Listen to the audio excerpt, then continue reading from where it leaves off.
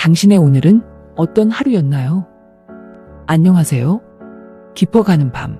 여기는 삶에 생기는 우리 모두의 이야기들을 대신 소개하고 함께 공감하는 곳, 위로튜브입니다. 우리 함께 슬프고 답답한 일들은 탈탈, 슬픈 일들은 탁탁 털어보았으면 좋겠습니다. 오늘도 위로튜브는 여러분의 사연을 진심으로 듣겠습니다. 그럼 오늘의 사연 소개해드릴게요. 안녕하세요. 저는 올해 40이 조금 넘었고 현재 경기도 수원에서 살고 있어요. 내년에 초등학교를 가는 아들을 한 명 두고 있고요. 총 6년간의 결혼 생활을 했고 결혼을 하고 나서는 쭉 서울 잠실에 살다가 남편과 이혼을 하고 나서 이곳으로 이사를 오게 되었습니다. 이혼을 하고 나서는 이런 마음이 있었어요. 내가 뭘 잘못했다고 도망치듯 다른 곳으로 가? 그렇게 여기며 한동안은 남편과 살았던 곳에서 쭉 지냈습니다. 그런데 결국 이사를 갈 수밖에 없었죠. 이혼을 하고 나서야 알았습니다. 왜 이혼이나 이런 걸 겪은 사람들이 아무도 모르는 곳을 찾아 떠나고 새롭게 시작하는지 점점 더 알게 되더군요. 그런 감정은 정말 살면서 느껴보고 싶지 않았는데 말이죠. 이렇게 저렇게 고민을 하다가 제 이야기를 하는 것도 결국엔 저와 아들의 완전히 새로운 출발을 위해서예요. 제 인생이 조금 더 자유로워지려면 더 이상 이 더러운 놈에 대한 생각에 시달리지 말고 벗어나야 한다고 생각했기 때문이에요. 제가 이혼을 했다고 하면 아직도 깜짝 놀라는 사람이 많아요. 그러고 은근 제 탓이 아닐까 그런 마음으로 저를 쳐다보는 것 같기도 해요. 그도 그럴 수밖에 없었던 게 그 남자는 정말 뭐 하나 흠잡을 데 하나 없이 완벽한 모든 여자들이 꿈꾸는 그런 남자였거든요. 그래서 더 소름 끼치죠. 도대체 저에게 무슨 일이 있었던 건지, 제가 뭘 알게 된 건지 진실의 민낯을 함께 들어주세요. 안녕하세요. 이번 프로젝트 담당을 맡게 된 사람입니다. 아, 네, 안녕하세요. 20대 중반. 우린 서로 다른 회사를 다니며 업무차 각각 회사의 대표로 만나게 되었습니다. 프로젝트를 대표하는 담당자로서 어색한 명함을 주고받으며 첫 인사를 나눴고 회사 앞 카페에서 그렇게 우리의 첫 만남이 시작되었죠. 그가 들어오는 순간을 또렷하게 기억하고 있어요. 문이 열리는 소리가 들리고 들어온 그 남자는 185cm의 넓은 어깨, 딱 맞는 네이비색 수트가 핏하게 잘 맞는 다부진 체격, 딱 압도되는 그런 사람이었어요. 반전으로 센스 있는 모양의 넥타이를 맨 그 사람을 계속 보고 있는데 심장이 마구 뛰는 기분이었습니다. 매일 비슷한 스타일의 지루한 아빠 정장만 입고 다니던 직장 선배들의 스타일과 너무도 다른 멋있고 다부진 그의 모습은 거의 저희 이상형에 가까웠죠. 아침은 드셨어요? 어떤 음료 드시겠어요? 따뜻한 거 좋아하세요? 아니면 시원한 걸 더 선호하세요? 그 남자는 초승달처럼 입꼬리를 싹 올라가게 웃더군요. 그러자 차갑게만 보였던 남자의 얼굴은 순식간에 귀엽고 따뜻한 모습으로 바뀌었어요. 아직도 이렇게 선명하게 기억하는 걸 보면 상당히 인상적이었던 것 같아요. 네, 맞아요. 저는 첫 만남에 분명 그에게 반한 것 같았죠. 그는 저에게 어떤 음료를 좋아하는지 질문하며 최대한 저를 편안하게 해주려는 모습이 참 인상적이었었습니다. 언변이 뛰어나지만 예의가 있어 상대방의 기분을 상하게 하지 않고 처음 만난 사람도 금세 편하게 만들어주는 그 사람이 무척이나 마음에 들었어요. 피곤하시죠? 우리 이쯤 하고 밥 먹고 할까요? 아직 보고서 쓸 분량이 많이 남았는데. 괜찮아요. 제가 일에 문제없게 할게요. 우리 오늘은 맛있는 거 먹을래요? 뭐 좋아하세요? 그와 일을 하게 되면서부터는 정말 하기 싫던 출근도 쳐다도 보고 싶지 않았던 업무 매일함도 모든 것이 다르게 느껴졌어요. 함께 리포트를 작성하고 업무를 하는 과정마저도 일종의 데이트처럼 두근거리게 느껴졌으니까요. 저보다 4살 많은 그 남자는 일할 때 철두철미하게 분석을 하고 실수를 용납하지 않는 편이라 업무를 함께하며 그의 능력은 더 빛이 났습니다. 잘하는 사람과 하다 보니 모든 일을 수월하게 느꼈던 것 같아요. 일을 하는 과정 내내 즐거운 마음으로 해서 그런지 우리가 처음으로 함께한 프로젝트도 좋은 결과를 만들어냈죠. 성격만 좋은 것이 아니라 업무적인 능력도 탁월한 그 사람의 모습이 그때는 더할 나위 없이 멋지게 느껴졌습니다. 그 남자는 시간 관리를 무슨 기계처럼 완벽하게 하는 사람이었어요. 가지고 있는 모든 시계를 10분 전으로 맞춰놓고 늘 늦는 법이 없던 사람이었죠. 그를 좋아하는 여자들이 참 많은 게 이해할 수밖에 없었어요. 오늘 컨디션이 안 좋아 보여요. 어디 아파요? 약은 먹었어요? 여기 가장 좋아하는 따뜻한 라떼 시럽 한번 추가 맞죠? 아프지 말고 먹고 힘내세요. 겪어보면 좋아할 수밖에 없는 사람, 남편은 딱 그런 남자였어요. 누구든지 더 오랜 시간을 있어보면 진국이라고 하는 그런 남자였죠. 함께한 프로젝트가 성과가 좋다 보니 양측 회사 관련된 직원들끼리 축하 자리를 갖게 되었습니다. 회식을 하며 진솔한 이야기도 나눴죠. 그간 일을 하면서 이런저런 대화를 나눈 적은 있어도 술을 마시고 이야기를 나누게 된 기회가 처음이었어요. 왜 남자는 술이 취한 모습을 봐야 한다고 하잖아요. 그런데 이 남자는 술 마신 후에 매너도 완벽하더군요. 더 안 좋은 점을 찾을 필요가 없다는 확신이 드는 순간이었어요.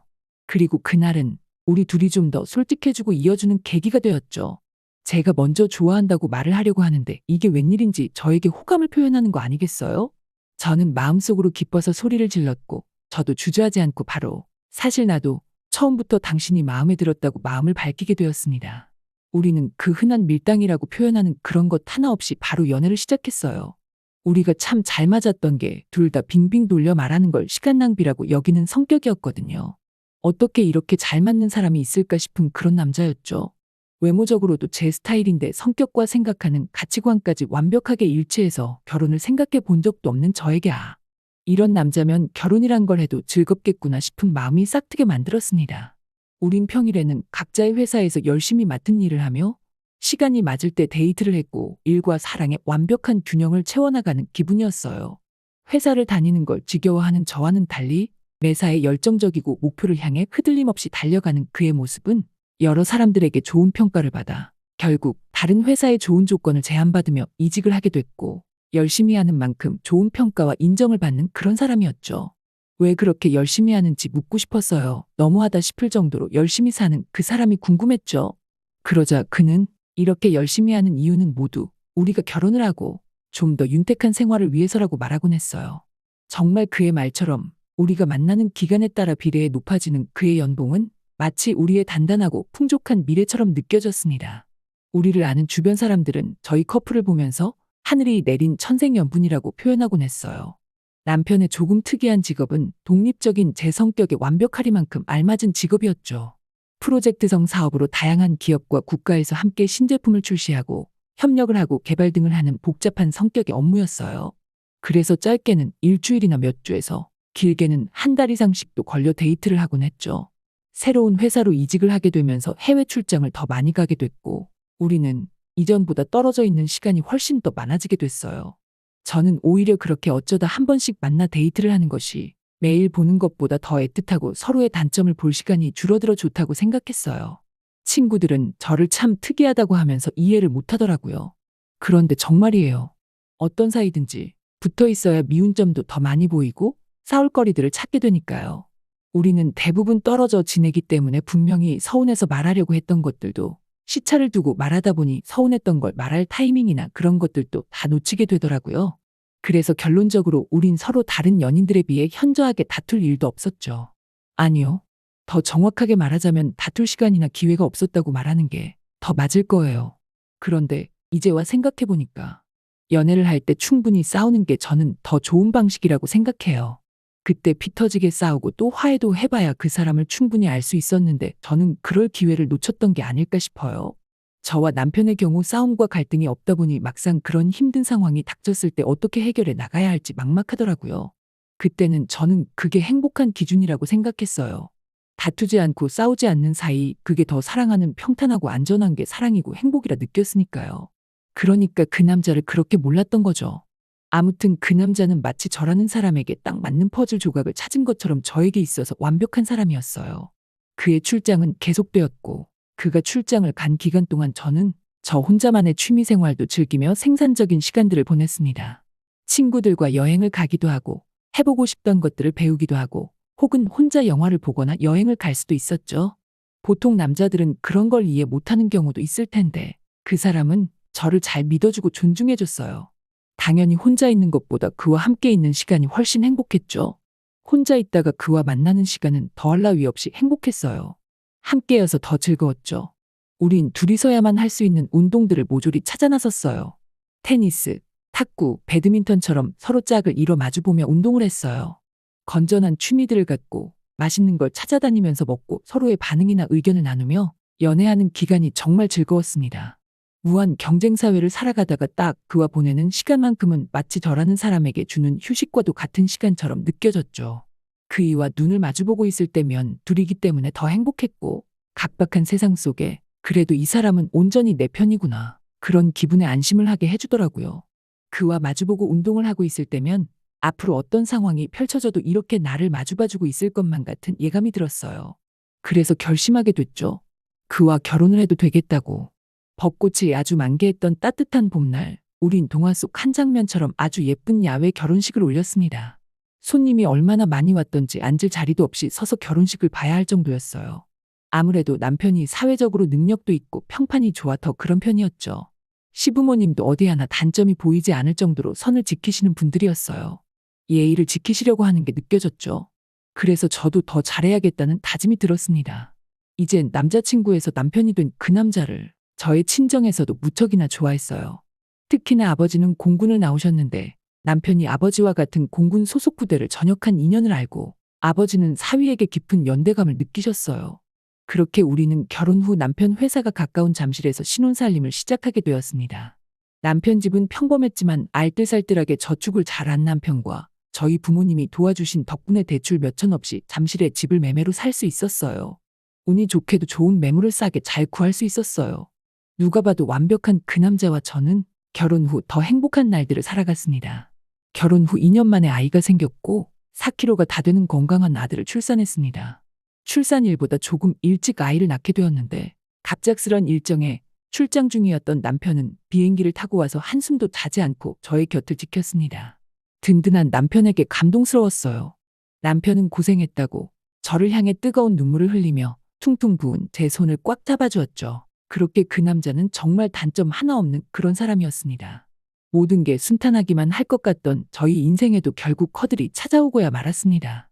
결혼을 해서 지내는 총 6년이라는 기간 동안 제가 남편과 함께 아이와 지낸 시간을 합치면 정말 얼마 되지 않다는 걸 점점 느끼고 있었거든요. 남편의 부재가 슬슬 지치고 힘겨워 간다는 걸 인정해야 할 때가 오고야 말았습니다.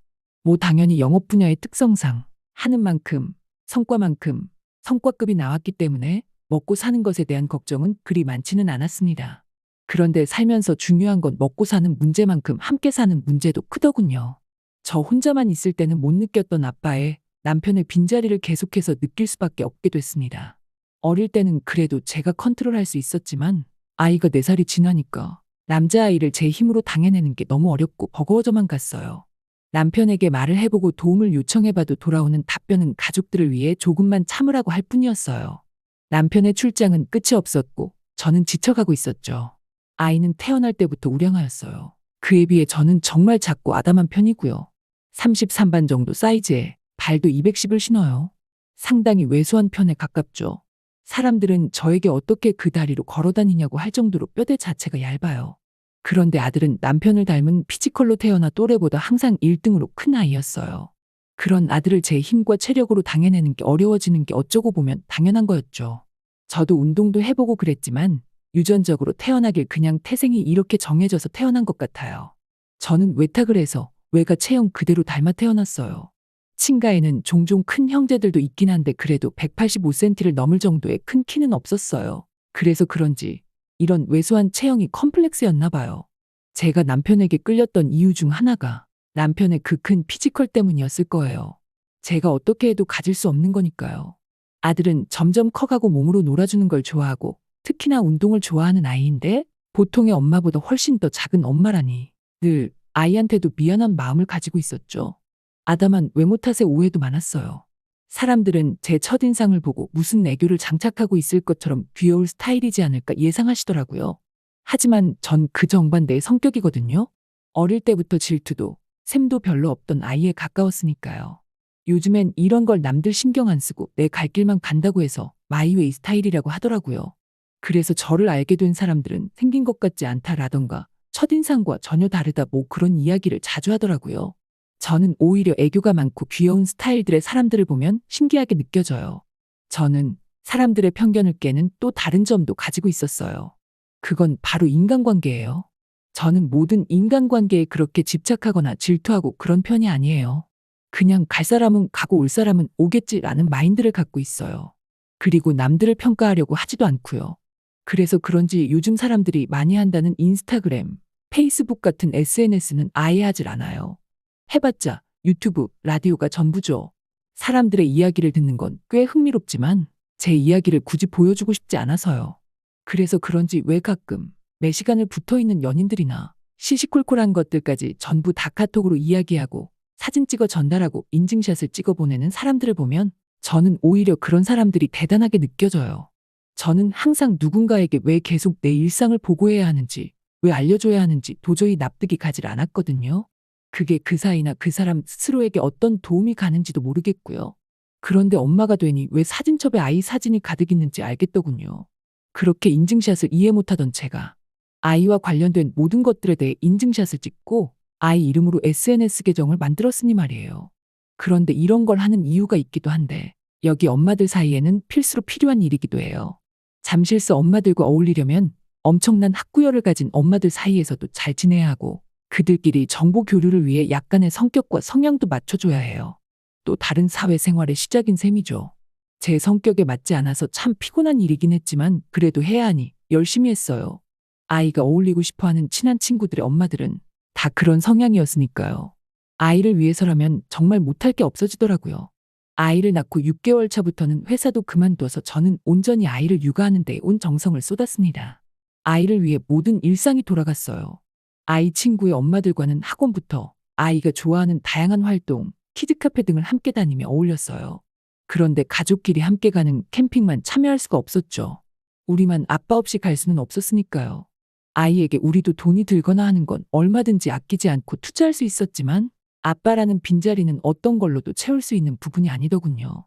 그런데 딱 그 무렵 아들이 저에게 계속해서 축구를 배우고 싶다는 이야기를 했습니다. 남편에게 말했더니 뭐가 문제냐며 시작하라고 하더군요.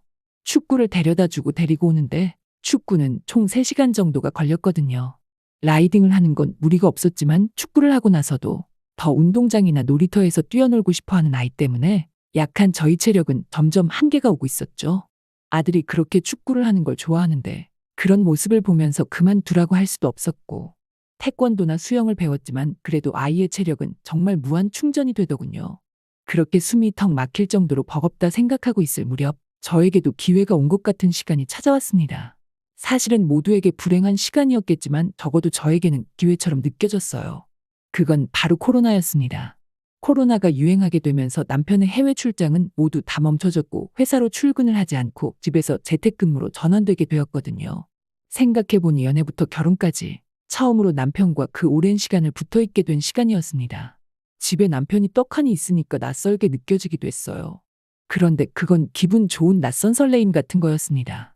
남편이 서재에서 일을 하고 있는 동안 아이를 등원시키고 집안일을 하면서 남편이 먹을 간식을 가져다 주며 그래도 남편과 한 공간에 있는다는 게 좋았거든요.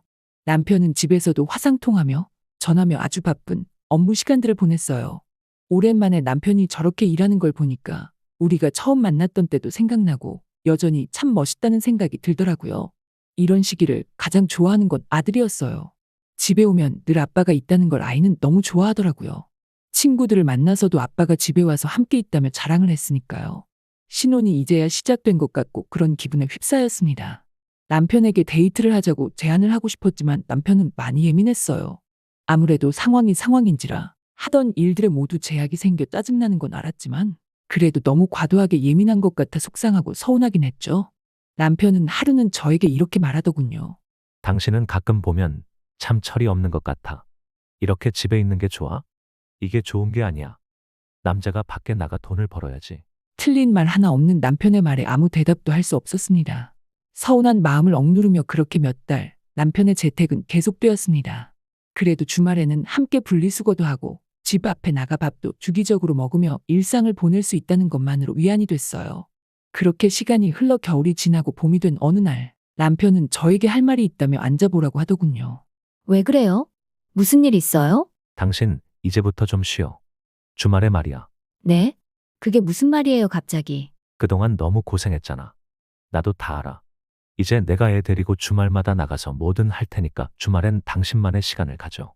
이제 우리 결혼 기념일인데 결혼 기념일 선물로 당신에게 꼭 이런 날을 선물해주고 싶었어. 고마워요, 정말. 난 그것도 모르고. 남편의 말에 감동해서 그를 꽉 껴안았어요. 무심하고 저를 점점 당연하게 여기는 것만 같은 남편이 미운 마음도 들었는데 그동안 저런 생각을 해줬다는 게 감동이었죠. 한순간에 그 모든 것이 다 사르르 녹아내리는 것 같았습니다. 남편은 축구 아카데미를 주말에 몰아서 하는 수업으로 바꾸고 저에게 좀 더 편한 날들을 선사해 준다고 했어요. 저는 이런 남편의 변화에 너무나도 신나고 자랑스러워 아이 친구들 엄마 모임에 나가 얼마나 자랑을 했는지 몰라요. 그 엄마들은 저를 부러워하고 난리가 났죠. 매 주말마다? 그럼 이제 평일에 축구 수업 안 와? 불공평해 정말. 우리 남편은 뭐 하나 몰라. 그들의 부러움에 어깨가 으쓱해졌죠. 남편이 아이와 나간 첫 주말, 저에게도 정말 몇 년 만에 혼자만의 자유로운 주말이 펼쳐졌습니다. 쇼핑도 가고 친구들과 만나고 생기와 활력을 찾았어요. 그렇게 몇 주 동안 남편과 아들은 축구 수업을, 저는 저의 개인적인 일상을 보내는 주말이 계속되었습니다. 아이도 이제는 주말에 아빠와 나가는 게 익숙하게 느끼는 것 같았어요. 드디어 제가 꿈꾸던 로망 같은 결혼 생활을 하는 듯 행복하기만 했습니다. 남편과 아이가 나간 지 7주차가 되던 주말, 여유롭게 노래를 들으며 집을 치우고 있었는데 아이의 수업 준비물을 두고 갔다는 걸 발견했습니다. 저는 깜짝 놀라 남편에게 전화를 했죠. 오늘 테스트가 있는 날이라 꼭 필요했거든요. 이상하게 남편은 아무리 전화를 걸어도 받질 않는 거예요. 평소에 휴대폰을 손에 쥐고 있는 사람이라 바로 받던 사람이었거든요. 어쩔 수 없이 바로 차키를 챙겨 아이 준비물과 함께 축구 교실로 향하게 됐습니다. 그런데 거기서 저는 제가 미처 몰랐던 사실을 알게 되고야 말았습니다. 축구 교실에 도착해 남편을 찾으려는데 아무리 봐도 학부모 대기 공간에 남편이 보이질 않았어요. 선생님을 찾아 준비물을 주려고 기다렸죠. 그러고 얼른 준비물을 건넸습니다. 아이 아빠는 잠깐 어디 갔나 봐요? 네? 아버지는 라이딩만 해주시는 거 아니었나요? 그게 무슨 소리세요? 선생님과 대화를 나누려는데 뒤에서 남편 목소리가 들렸습니다. 당신이 여기 무슨 일이야? 저는 상황을 설명했죠. 남편은 회사 일 때문에 전화를 하고 왔다고 하더라고요. 아이가 끝날 때까지 기다렸다가 그날은 모처럼 밖에서 3시 저녁을 먹고 집으로 들어왔습니다.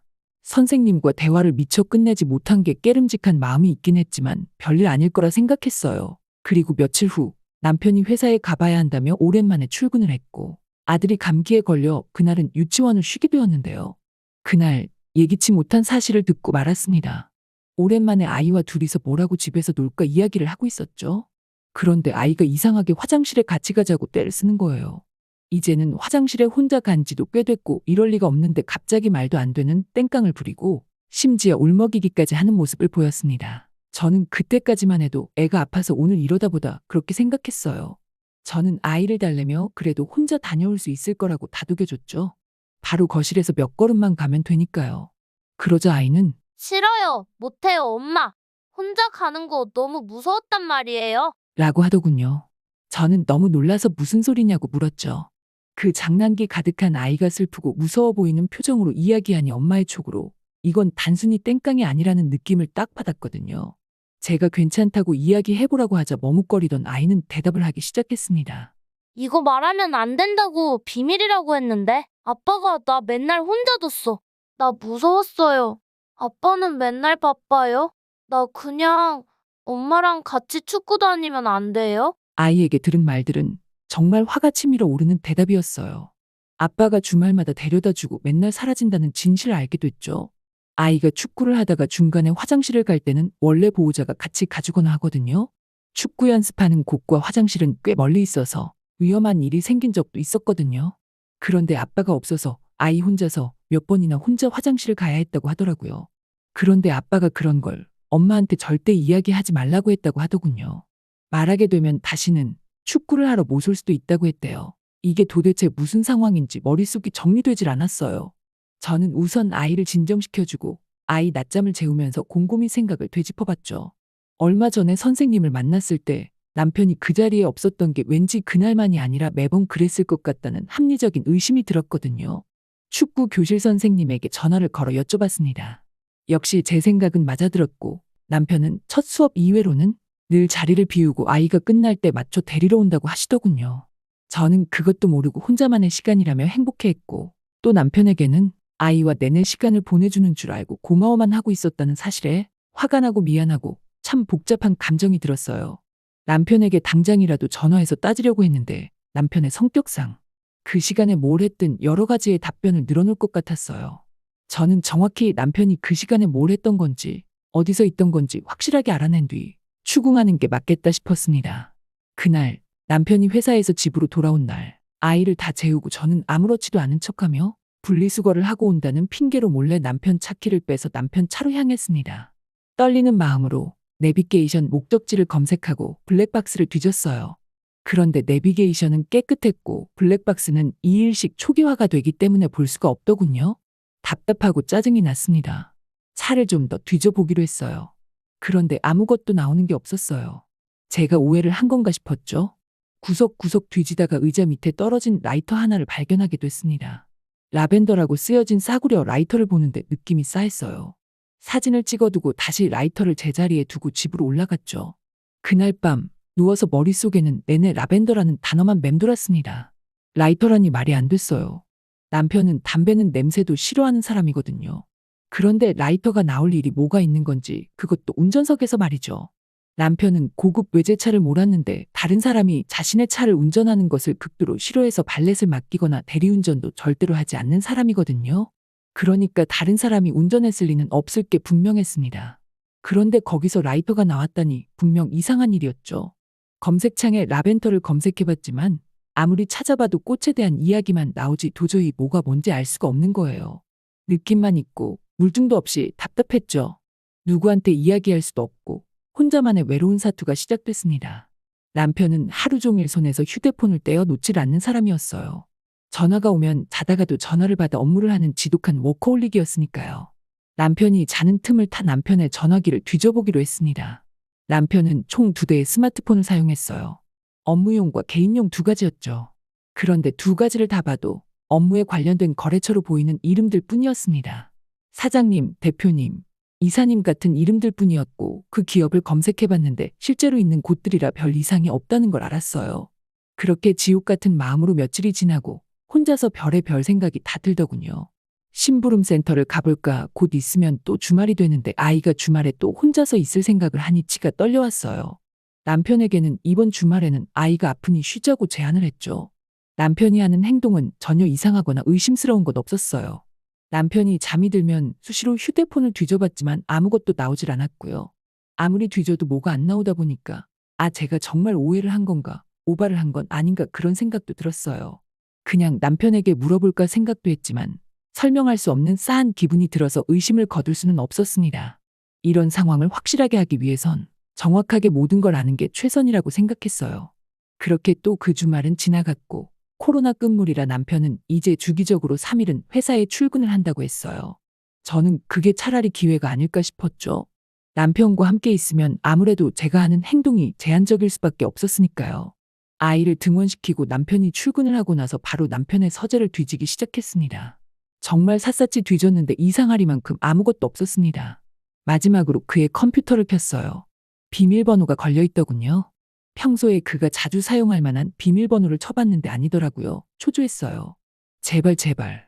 기도를 하고 마지막 한 번을 쳤을 때 기가 막히게 로그인이 됐어요.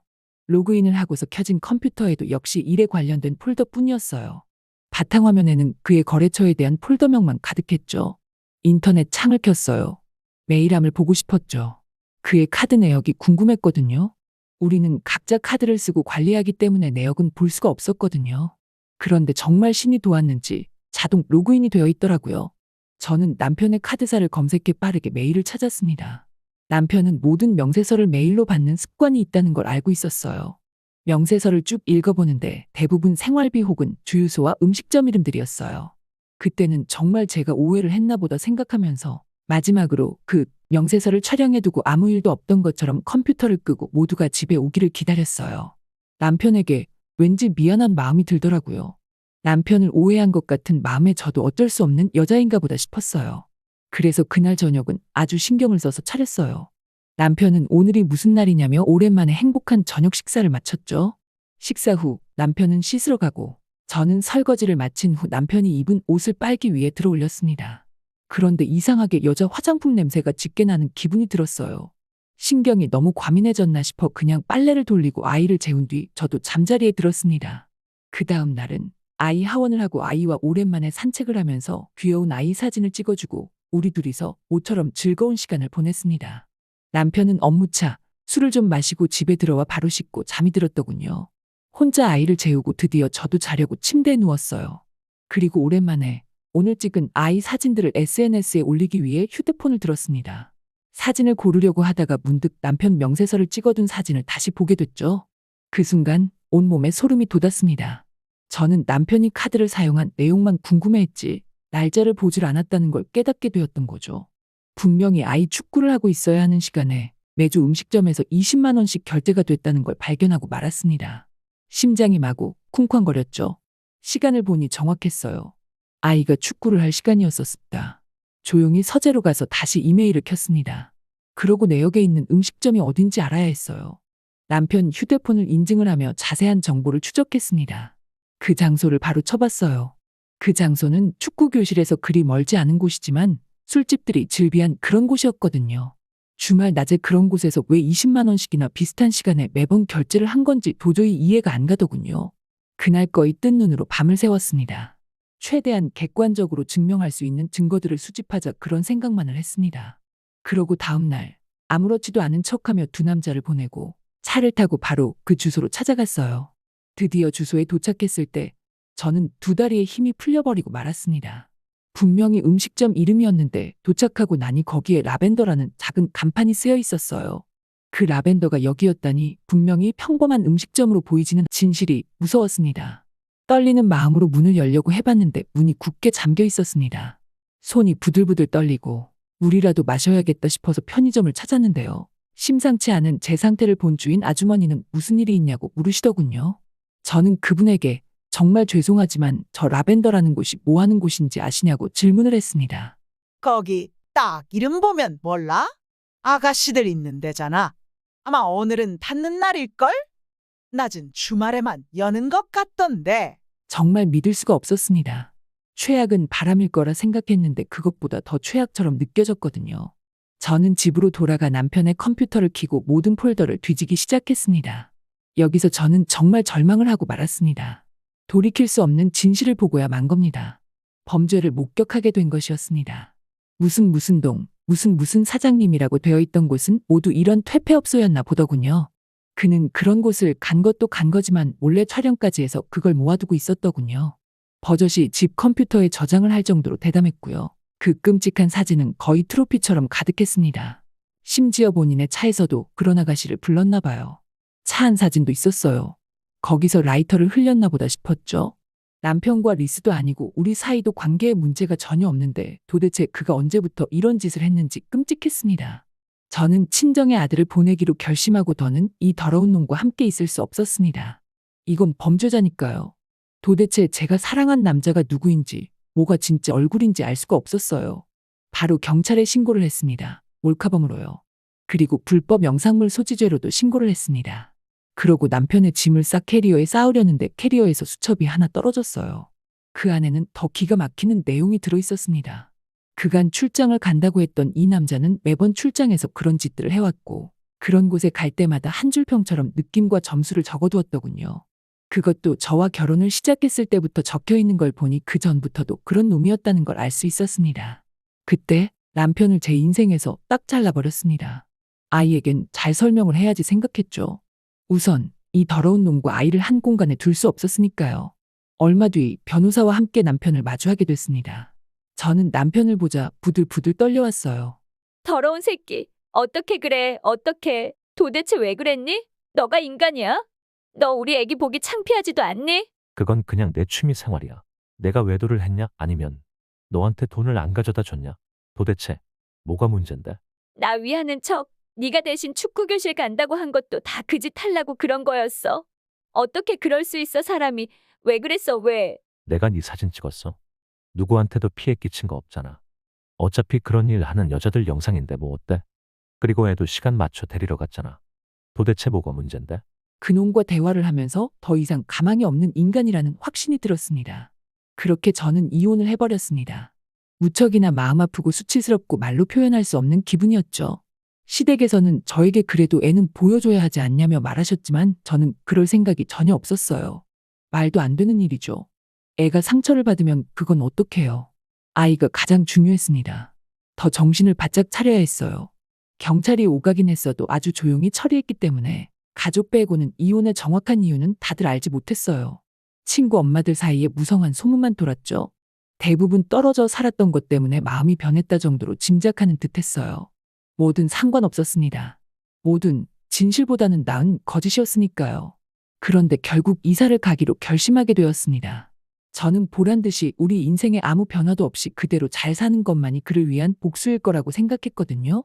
그런데 그건 아주 이기적인 저만의 생각이었던 것 같아요. 하루는 아들이 울면서 집에 들어왔어요. 왜 그러냐고 물었더니 친구들이 너네 아빠는 이제 없어? 이제 너는 가족 여행 못 가겠네? 이런 소리를 했다고 하더군요. 아기 없이 한 말일 수 있겠지만 아이에게는 엄청난 상처로 다가왔겠죠. 너무나도 미안했어요. 아이는 아무 잘못도 없는데 아이가 결정하지도 않은 일방적인 어른들의 선택 때문에 제 아들이 이렇게 상처를 입고 슬퍼하는 모습을 보니 나쁜 전남편에게 더 분노심만 가득해졌죠. 그래서 결국 새롭게 시작하고 싶단 마음으로 이렇게 이사를 결정했고 잠시를 떠나 연고가 하나도 없는 수원으로 이사를 오게 된 거죠. 수원에는 유명한 축구 교실도 있었고 아이와 살기 좋은 환경이었는데다가 무엇보다 우리를 아예 모르는 사람들이 있는 곳이었어요. 수원살이를 한 지는 얼마 안 됐어요. 새로 적응해야 하는 게 참 많아 아직 어렵고 어색하긴 해요. 그래도 뭐든지 잠실보다는 편안한 마음이 드는 것 같아요. 좀 어려워도 당연히 이겨내야겠죠. 저는 엄마니까요. 강하게 이겨내야죠. 결국 그 망할 놈을 선택했던 것도 저고 그 남자를 잘못 본 것도 제 선택에서 비롯된 거니까요. 완벽한 줄 알았던 그 남자의 진실을 알고 나니 세상의 모든 게 달라 보이네요. 너무 가까이 있으면, 아니 너무 좋아 보이면 한 번쯤은 의심하시라고 꼭 말하고 싶어요. 그리고 좋아 보이는 것에 속지 말라고도요. 세상엔 완벽한 행복은 없다는 걸 아셔야 해요. 지금 남편은 법적인 처벌을 받는 중이고 저는 위자료도 많이 받았고 애와 먹고 살 만큼 재산도 있어요. 저는 당분간 아이와의 생활에 집중할 거예요. 그리고 운동을 더 열심히 해서 체력적으로 떨어지지 않으려 더 노력할 거고요. 이젠 아이와 저 둘뿐이니까요. 그러면서 평범한 우리의 일상을 되찾을 거예요. 그 더러운 오물 같은 인간 하나 때문에 제 보물 같은 아이와 제 인생까지 오물이 묻을 순 없다고 생각하면서요. 여러분 저 잘 알 수 있겠죠? 싱글맘은 솔직히 아직은 많이 무섭고 겁이 나요. 세상의 균형이 갑자기 맞지 않아 진 아이에게 상처 가득한 이혼녀로 전락한 제가 잘할 수 있을지 많이 걱정이에요. 특히 아이가 갑자기 아빠를 찾을 땐 어떻게 설명을 해줘야 하나. 그리고 몇 살쯤 이 진실을 알려줘야 할지도 아직은 다 모르겠어요. 그래도 가장 중요한 거, 이건 확실히 알아요. 제가 분명히 옳은 선택을 했다는 거요. 이번에는 분명히 옳은 선택을 한 거예요. 저에게도 저의 하나뿐인 아이의 인생에서도 아이가 나중에 제 마음을, 제 입장을 이해해주는 날이 오겠죠? 오늘 제 이야기 들어주셔서 정말 감사해요. 이젠 저도 저희 행복을 당당하게 두드려 볼게요. 사연자님, 오늘 사연자님의 이야기를 듣는 동안 화가 나는 걸 저도 겨우 참았습니다.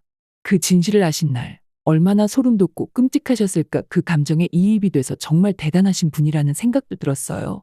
만약 저였다면 의심이 처음 들었던 때부터 사연자님처럼 침착하게 한 단계씩 알아보고 행동하지 못했을 것 같아요.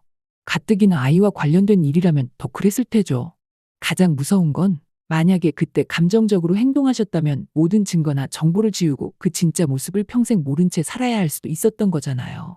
그걸 정말 지혜롭게 잘 대처하신 모습에 박수를 보내드리고 싶습니다.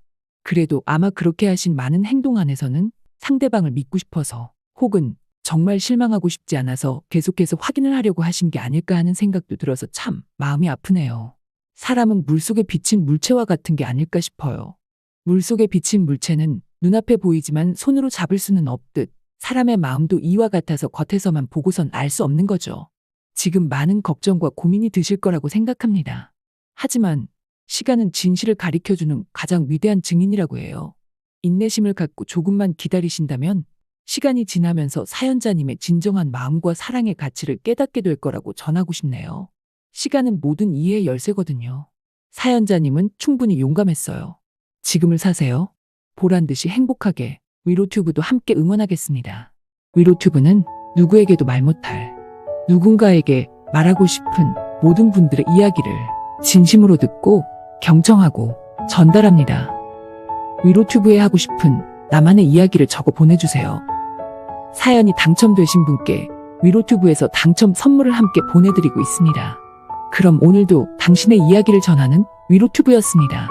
구독과 좋아요를 눌러주세요.